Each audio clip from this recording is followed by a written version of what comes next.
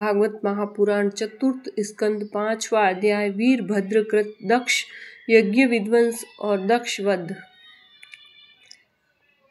श्री मैत्रेय जी कहते हैं, महादेव जी ने जब देव ऋषि नारद के मुख से सुना कि अपने पिता दक्ष से अपमानित होने के कारण देवी सती ने प्राण त्याग कर दिए और उसकी यज्ञ देवी से प्रकट हुए रिभुओं ने उनके पार्षदों की सेना को मारकर भगा दिया, तब उन्हें बड़ा ही क्रोध हुआ। उन्होंने उग्र रूप धारण कर क्रोध के मारे होठ चबाते हुए अपनी एक जटा उखाड़ ली, जो बिजली और आग की लपट के समान दीप्त हो रही थी, और सहसा खड़े होकर बड़े गंभीर अट्टहास के साथ उसे पृथ्वी पर पटक दिया। उससे तुरंत ही एक बड़ा भारी लंबा चौड़ा पुरुष उत्पन्न हुआ।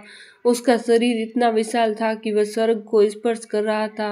उसके 1000 भुजाएं थी, मेघ के समान श्याम वर्ण था, सूर्य के समान जलते हुए 3 नेत्र थे, विकराल दाढ़ें थी और अग्नि की ज्वाला के समान लाल लाल जटाएं थी। उसके गले में नरमुंडों की माला थी और हाथों में तरह तरह के अस्त्र शस्त्र थे।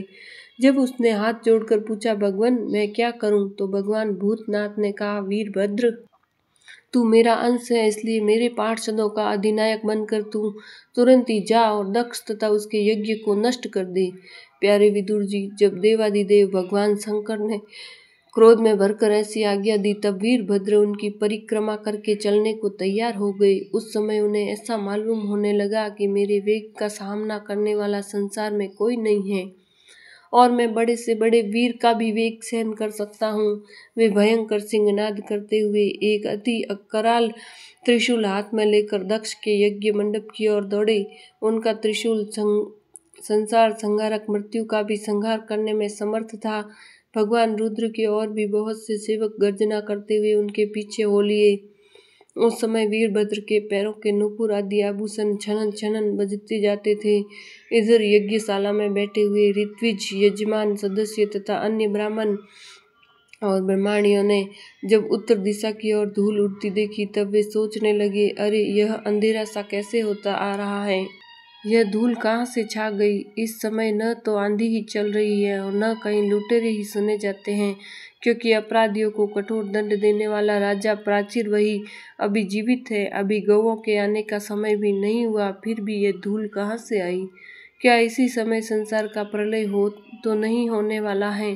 तब दक्ष पत्नी प्रसूति एवं अन्य स्त्रियों ने व्याकुल होकर कहा, प्रजापति दक्ष ने अपनी सारी कन्याओं के सामने बेचारी निरपराधा सती का तिरस्कार किया था। मालूम होता है यह उसी का पाप का फल है, अथवा हो न हो यह संहार मूर्ति भगवान रुद्र के अनादर का ही परिणाम है।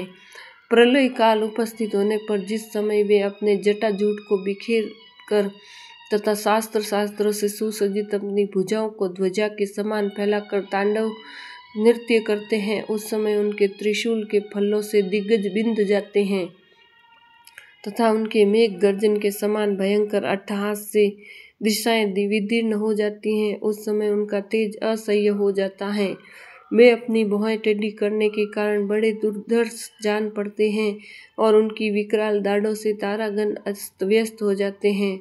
उन क्रोध में भरे हुए भगवान शंकर को बार बार कुपित करने वाला पुरुष साक्षात विधाता ही क्यों न हो, क्या कभी उसका कल्याण हो सकता है।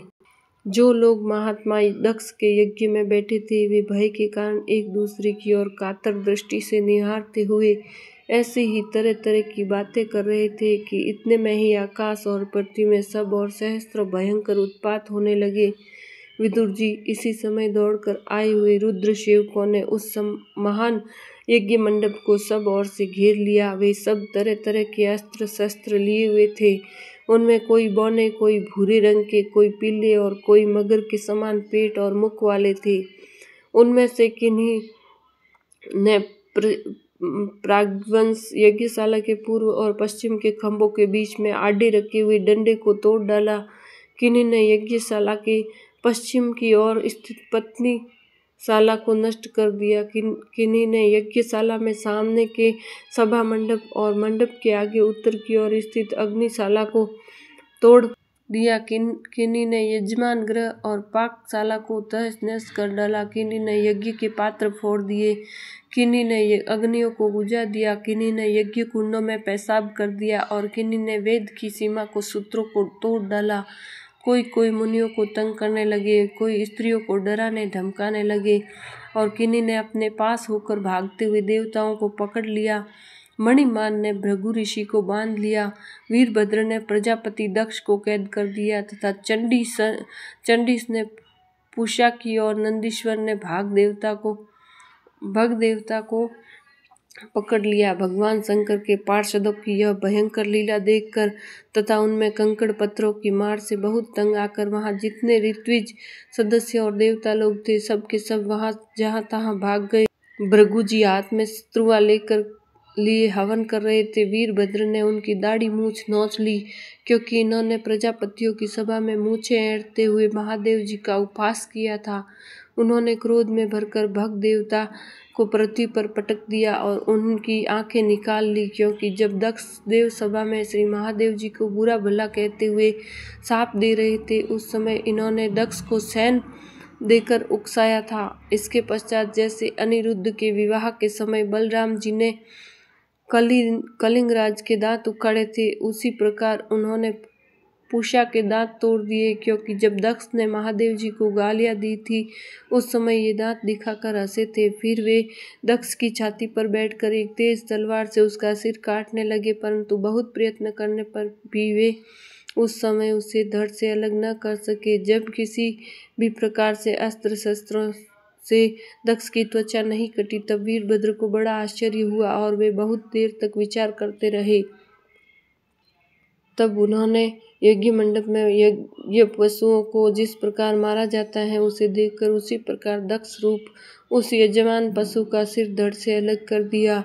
यह देखकर भूत प्रेत और पिशाच आदि तो उनके इस कर्म की प्रशंसा करते हुए वाह वाह करने लगे और दक्ष के दल वालों में हाहाकार मच गया। वीरभद्र ने अत्यंत कुपित होकर दक्ष के सिर को यज्ञ की दक्षिणा अग्नि में डाल दिया और उस यज्ञशाला में आग लगाकर यज्ञ को विध्वंस करके वे कैलाश पर्वत को लौट गए। बोलिए श्री कृष्णचंद्र भगवान की जय।